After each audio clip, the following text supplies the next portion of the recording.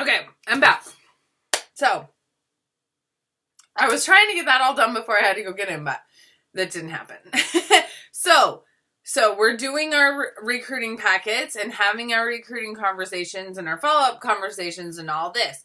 But what happens when we run out of people to share the opportunity with, or we feel like we've shared it with everybody who we think could possibly be interested in joining our team, and everybody who we think could possibly has ever expressed interest? So I'm going to give you some tips for that too.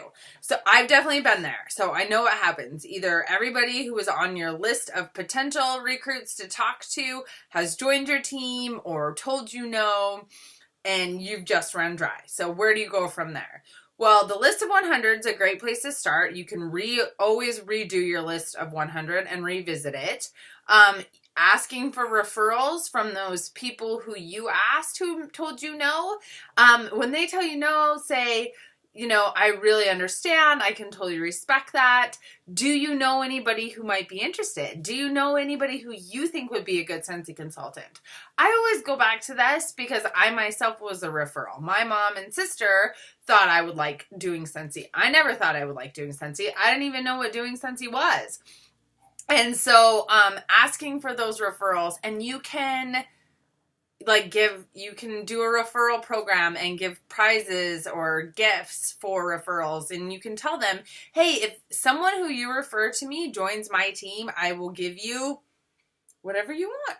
And you can, not give them whatever they want, but offer them something and private message. Remember, you can't put that on blast on Facebook, but you can private message them or text them that or tell them that in conversation. So referrals is definitely a great place to begin. Referrals from your host, referrals from your best customers if they aren't interested in joining. Things like that. Simply asking, do you know anybody who might be interested in doing Scentsy? Do you know anybody who's looking to spend more time at home? Do you know somebody who's wanting to make a little extra money? Whatever it might be. Tailoring those questions that way. I was going to say too, when you are sharing the opportunity, make sure that you share it not relating to you, but relating to them and how Scentsy could benefit them. So sharing our story is highly encouraged as Scentsy consultants, and many people will identify with our Scentsy story, which is a great reason to share it. And everybody loves hearing how Scentsy has blessed your lives. But when you're sharing the opportunity either at a party or kind of on Facebook, what you want to try to do is leave it broad, leave it with broad statements. So talk about how Scentsy has enabled you to have a better work-life integration or balance, or Scentsy has enabled you to have a better quality of life. The reason for using those kind of blanket statements is that when you use a specific statement, you automatically make half the people turn their brain off who that doesn't apply to. For example, if I were to tell my new potential recruit who I'm visiting with, who is 20 years old, working 2 jobs and going to college, that when I joined Scentsy, I joined so I could be a stay-at-home mom, and it's been great because I've been able to stay home with my son, and I've been doing it for 9 years, and now he's in school, and I can still stay home. She's just going to completely turn her brain off because that doesn't apply to her at all. She doesn't want to be a stay-at-home mom. She's busy working 2 jobs and going to college, and so that's not going to hit home with her. But if I talk about how, Scentsy's enabled me to have a better work-life balance, and I'm able to do the things I love and enjoy time with those that I love, that applies to everybody, right?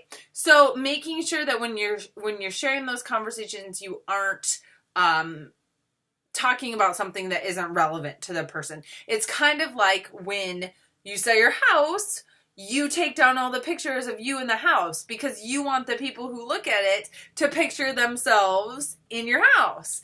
Same with when you're sharing the opportunity. Remove some of those really personalized statements at that point so that the person who you are talking to can see themselves as a Scentsy consultant and see how Scentsy can benefit their life. So, anyway, okay, that was kind of a tangent. Just, so where do you go to find people?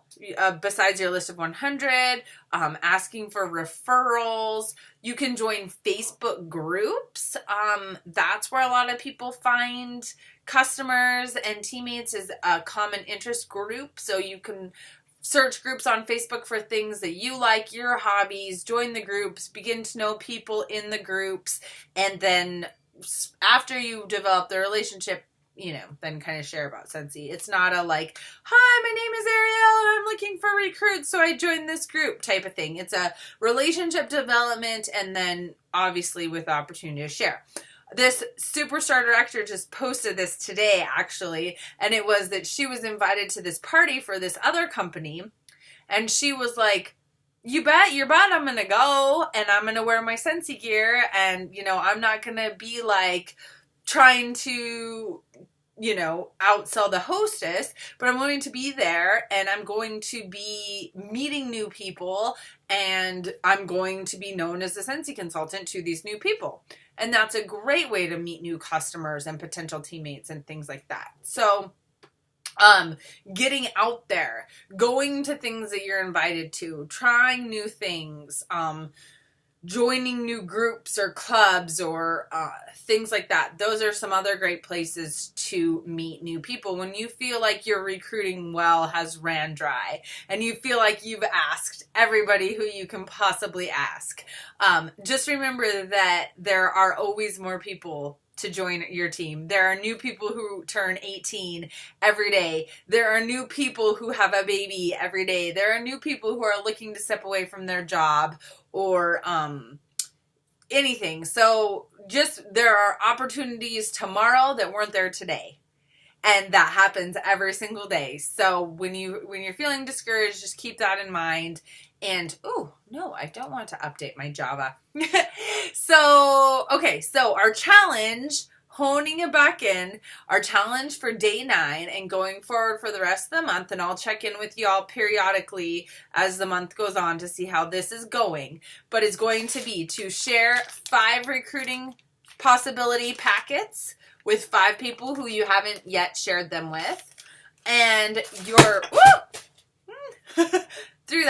your second part of that challenge is to ask your team or challenge your team to do the same. Maybe 5's a lot for your team. Maybe you just challenge them to do 1. Share the opportunity with 1 person. Share 1 possibility packet with 1 person this month. But go for 5. Why not, right? And this is a great time, like I said, with the $49 join and then going into February with the bonuses for joining and all that. So let's get on our game. Let's realize that it's something that doesn't happen overnight, that's a habit that we form that eventually produces results. And I just honestly, like, quick personal thing right here, I know that to be true because it's worked for me. I have not ever in my 9 years earned the annual mentor award. Last year I was closer than I've ever been before. And this year I'm closer than I was last year. So it's something that is a habit forming, and it's not, if you're not a natural recruiter, that's okay.